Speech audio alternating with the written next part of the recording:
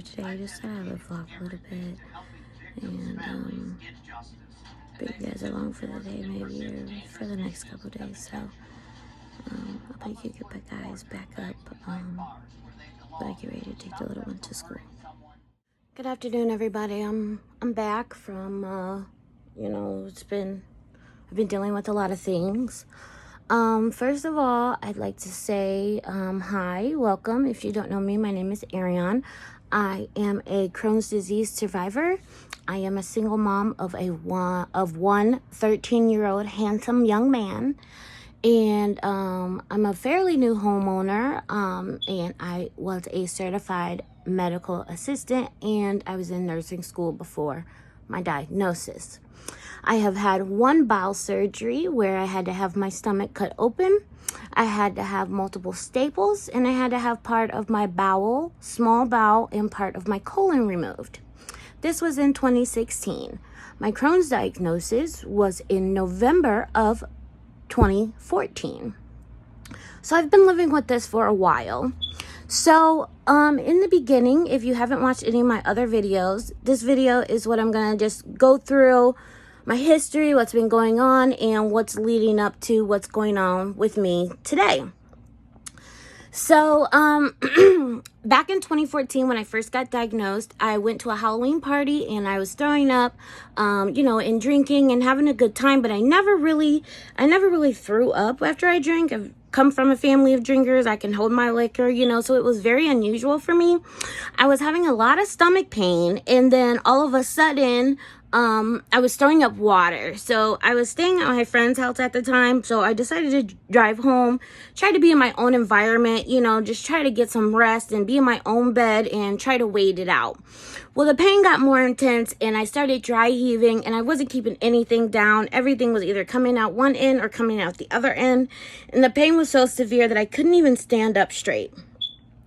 I was bawling my eyes out. So luckily, at the time, we lived in a very small city, and the city had one hospital, and the hospital just happened to be about 2 minutes from our apartment at the time. So when I thought if I called 911, it would take them longer to get to me than the time that I could get to the hospital. So I drove myself to the ER. And they ran some tests, and they did a CAT scan, and my bowel was basically almost swollen completely shut, which was causing me all the pain and the throwing up because nothing was going past that stricture. And so they were like, we think you have Crohn's disease of your terminal ileum, and you're going to have to stay for at least 5 days. We want you to get a colonoscopy, and we'll give you, you know, some pretty strong pain meds to get you through until we can figure out what's going on and see how severe it is. We have to get in there and look and see how your bowel is doing and how far the Crohn's has spread through your body. So at the time, I'm an only child, and I'm a mama's girl. My mom was a single mom, so yes, I'm a mama's girl. And I'm a granny's girl. I'm the first grandchild, so I've been pretty much spoiled my entire life. So my mom was working at the time, so I had her coworker's phone number because I've gone to work functions with my mom and stuff, and one of her, you know, best friend and coworker, I texted her because I didn't want to call mom and make her scared and upset. So I texted the coworker and I was like, hey, I'm at the hospital. I'm having a lot of pain. They're trying to figure out what's going on with me, so could you let mom know to give me a call? So then mom called and she was like, I'm on my way. I'm leaving right now. I'm going to be there and I'm going to pick up granny and we're going to go. So I called my grandmother. I told her what happened. She said she had already talked to my mom. So she was getting ready so that they could both come to the hospital to see what was going on, because I'm in and out of it. I'm in so much pain. I'm not really grasping what they're saying. And I'm thinking about work. I'm thinking about how long am I going to be down until I can go back to work. So if you didn't know, I was working as a certified medical assistant for four gastroenterologists in my city. So I had to call my job. I called my job and I let them know what was going on. And they were like, you've got to be kidding me. Like, how could you have Crohn's disease? I was 110 pounds soaking wet by then. My mom thought I was having a drug problem because of my weight at the time. We didn't know why I wasn't gaining weight and why I was constantly losing. And when I think about prior to, I think about yes, I was having diarrhea. I was thinking it was attributed to stress because I am a single mom and I was taking care of my baby and working full time and just trying to live, you know, and just trying to give him the best life that I could on my own with help from my family, of course.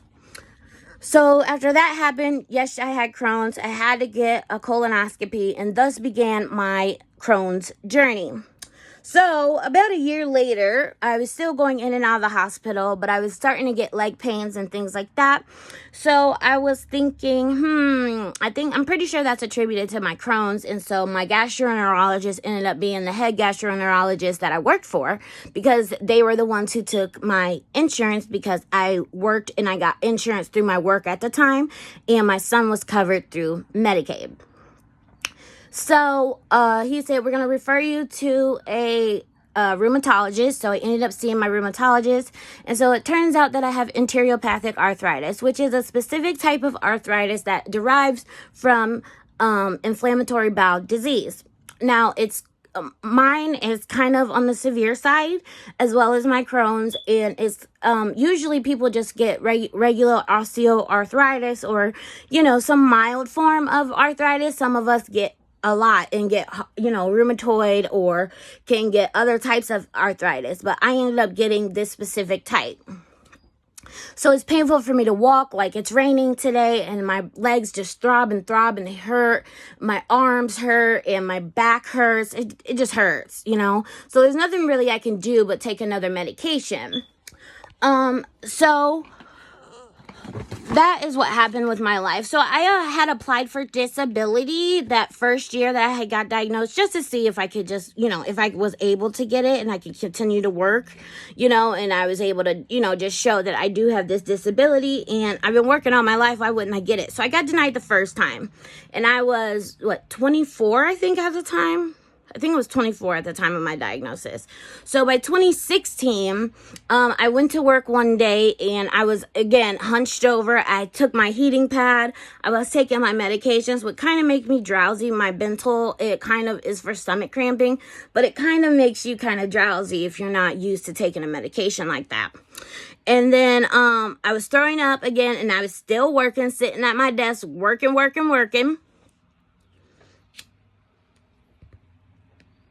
But I was starting to get pale. So my doctor was doing colonoscopies, doing scopes downstairs, because we have a center in the building where they could do all the scopes instead of people having to go to the hospital to get them done. So he says, you know what, I think you might have to have surgery, because I had already been in and out of hospital for 2 years since that diagnosis. He's like, I honestly think that you have a really big stricture and it's completely closed, and you're going to need surgery from what you're telling me, because I had to call down and tell him, because one of the doctors upstairs said that I didn't look very good. And so I went to my mom's house, because we were going to go meet with a disability lawyer so I could see what my options were, if I could file now, if I can start the process, and see how I could do this, you know what I mean?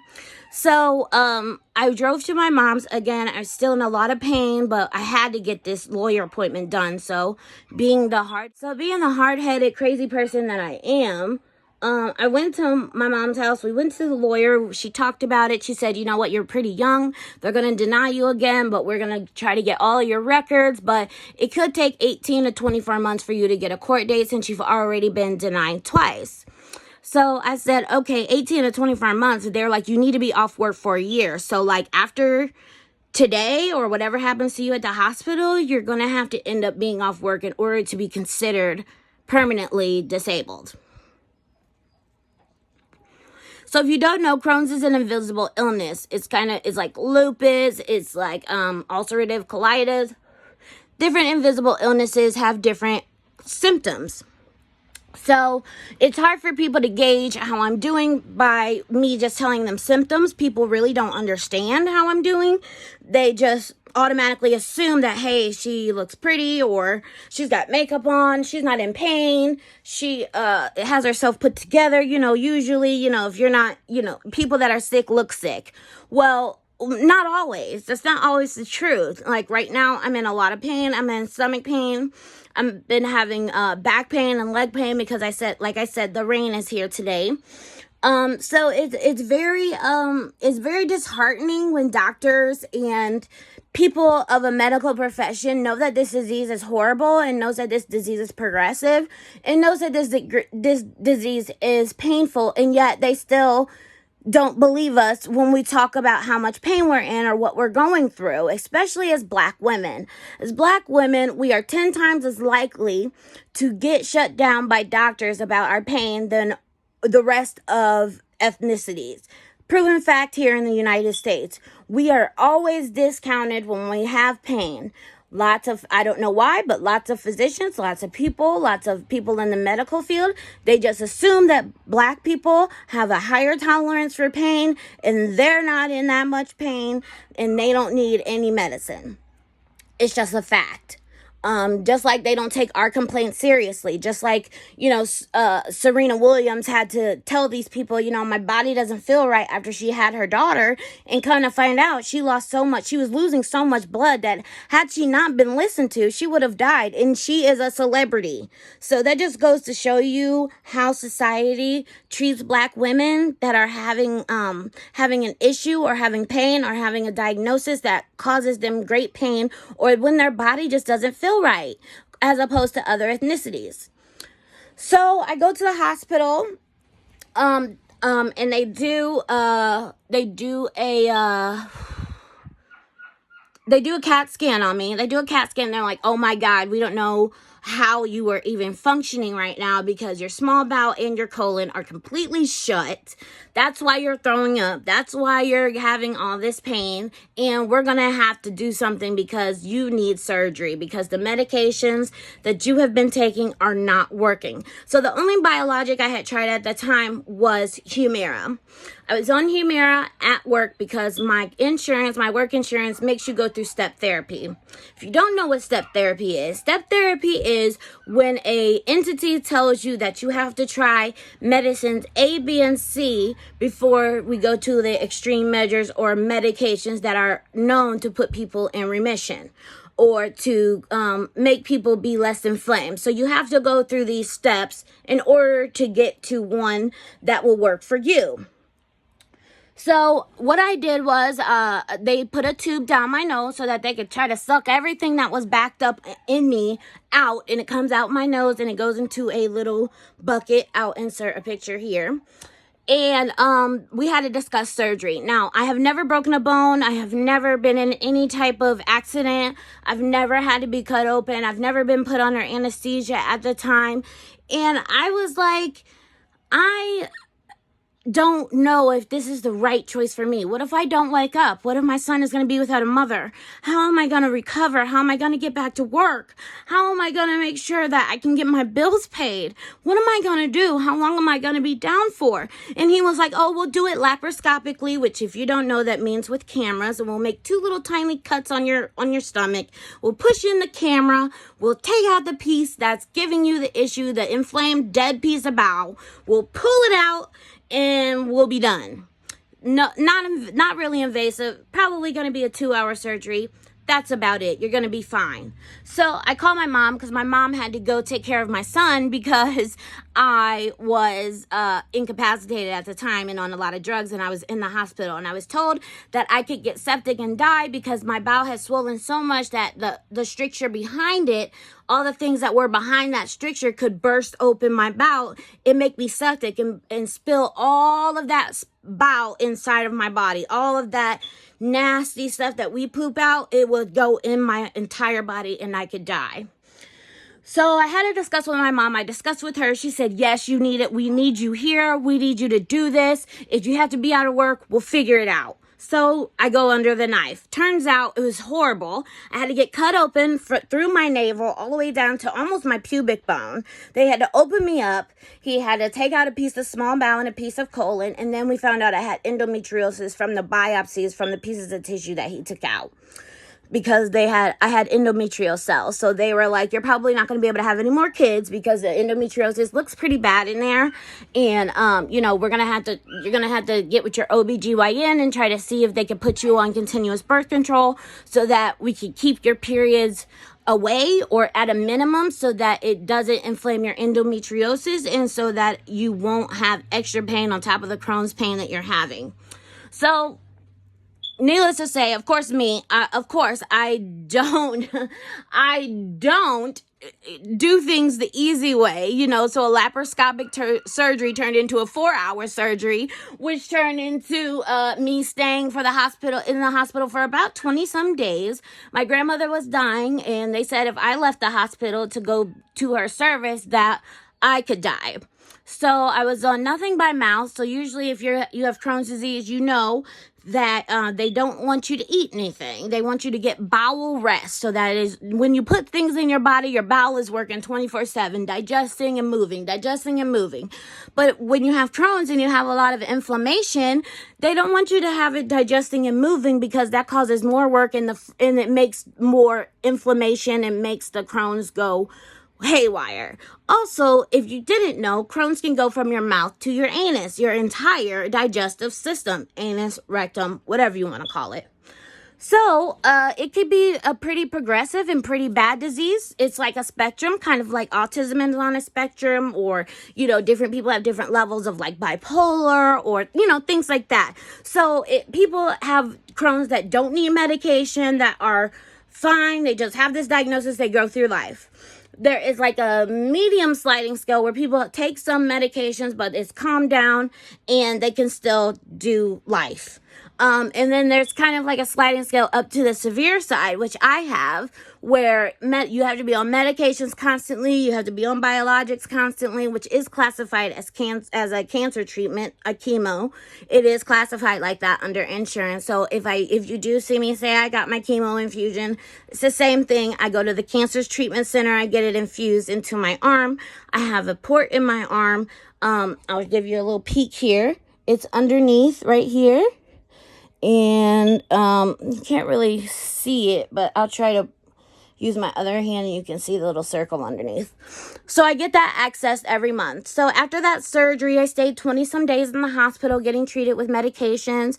I couldn't eat for about 12 days, and then I finally got to work up from very plain liquid diet to a more liquid diet to soft, firm solids up to regular solids. And mind you, I had staples down my entire belly button. I was able to come home. I still had staples. I had got an infection underneath my staples, so I had to have like 3 or 4 taken out in order for them to be drained in the hospital. So when I came home, I had to make sure that I cleaned the wound, packed the wound, and make sure that it was closing and stay away from people and things that could give me bacteria, so that I could get another infection and die. So I ended up staying with my mom, I think, for 2 weeks. And after the 2 weeks, I had called my office, and my office manager said, well, if you can't come back full time, you can't come back at all. So I'm like, well, I can't come back. I have staples all down my stomach, and there's no way I'm allowed to lift and things like that.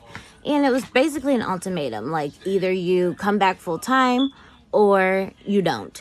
And we didn't have FMLA. We were a small practice. I didn't sign up for short-term disability at the time when I had got hired, so I had nothing left. So I ended up quitting my job and just trying to figure out life. I cashed in my 401k that I had at my work that had been getting paid on every 4 years. I mean, for the 4 years that I was there. So I used that to help me get through.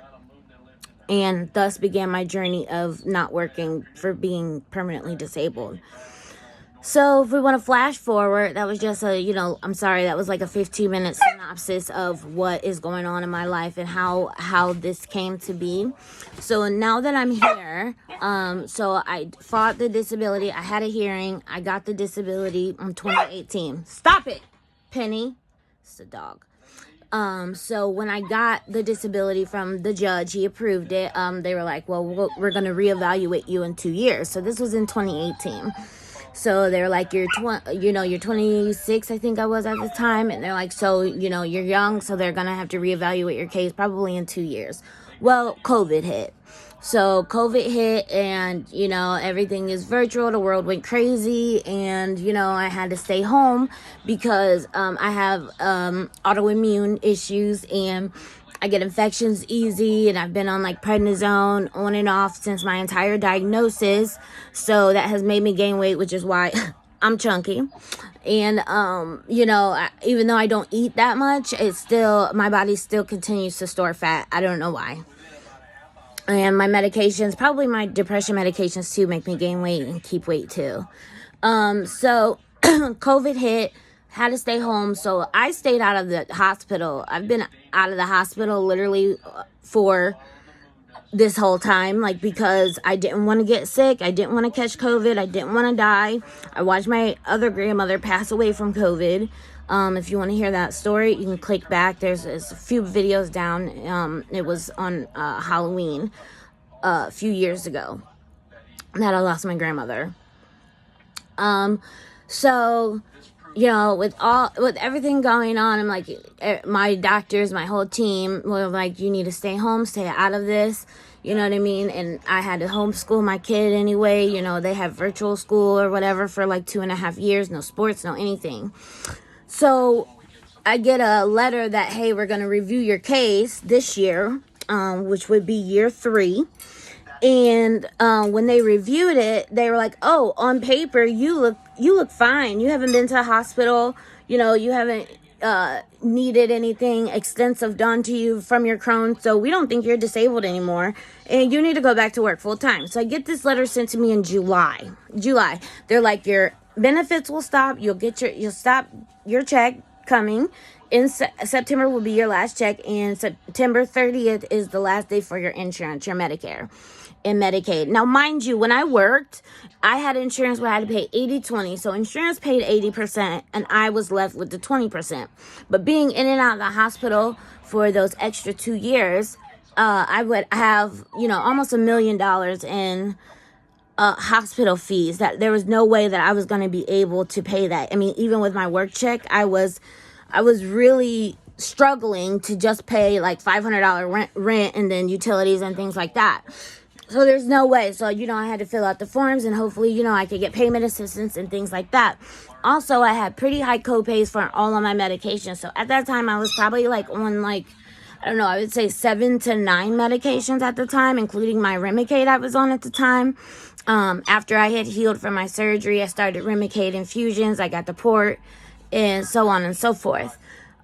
So they think since I haven't been to the hospital that I'm no longer sick. Well, I was told to stay home because I have a weakened immune system. So no, I haven't been to the hospital. Why? Because I don't want to get COVID and die because I have a weakened immune system and my body is going to fight super hard because I already am sending white blood cells to healthy parts of my body, which is my bowel, my digestive system, which creates Crohn's disease.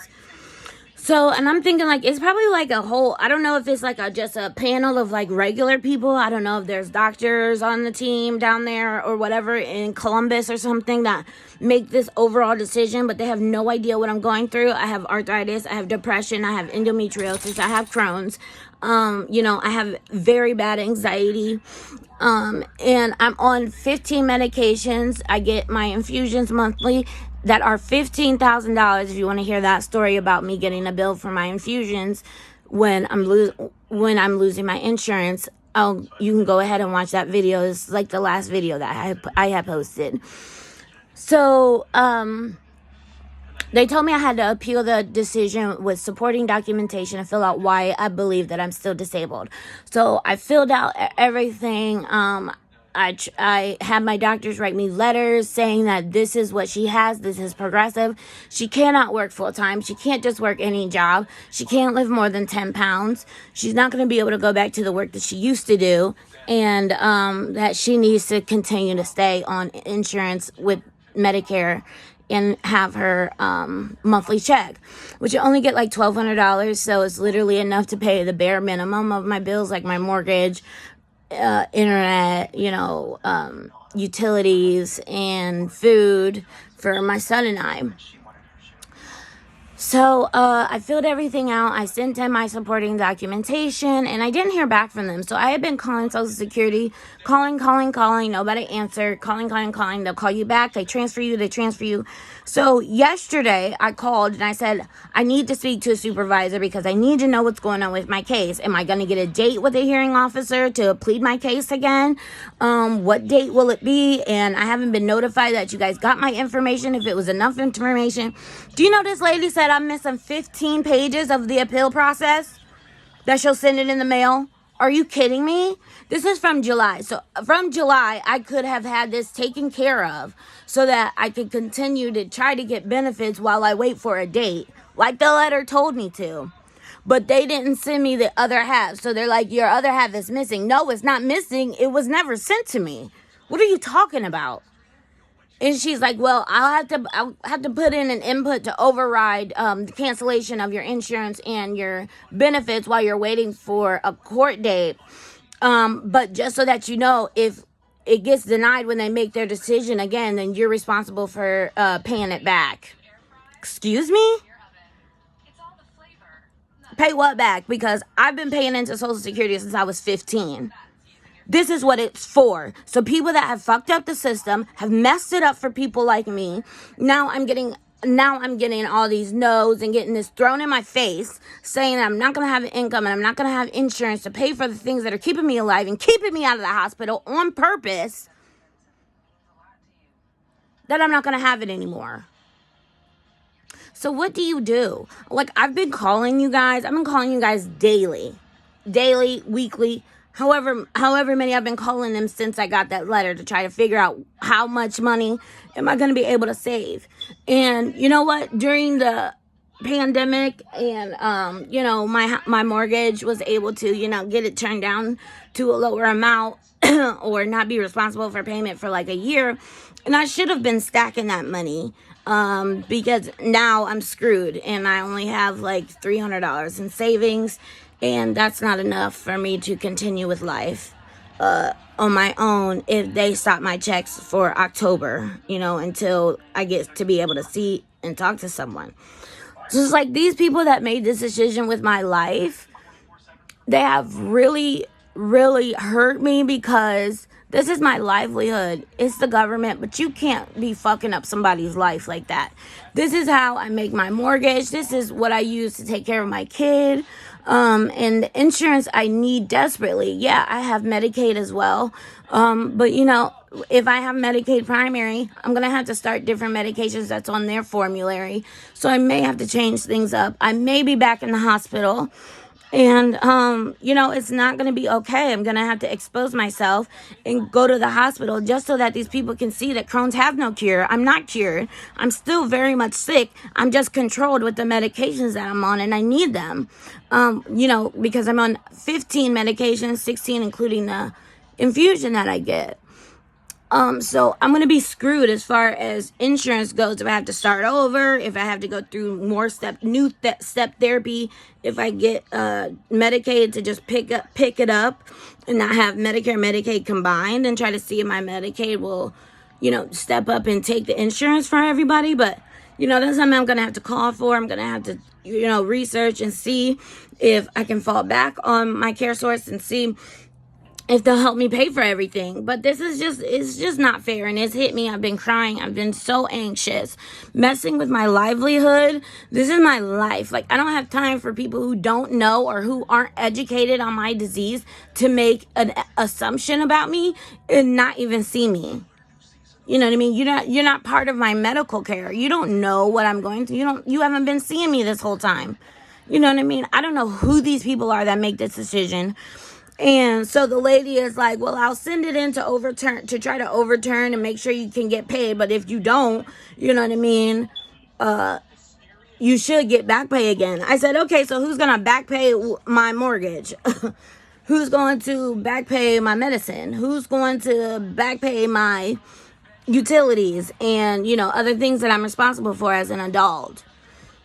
So I'm just distraught. I'm just tired. I'm tired of fighting. I'm tired of trying to stick up for myself. I'm tired of being here. I'm just tired. I'm tired of all of it. I'm done. I'm done trying to always fight for what is right for me. And my primary doctor is refusing to write me a letter.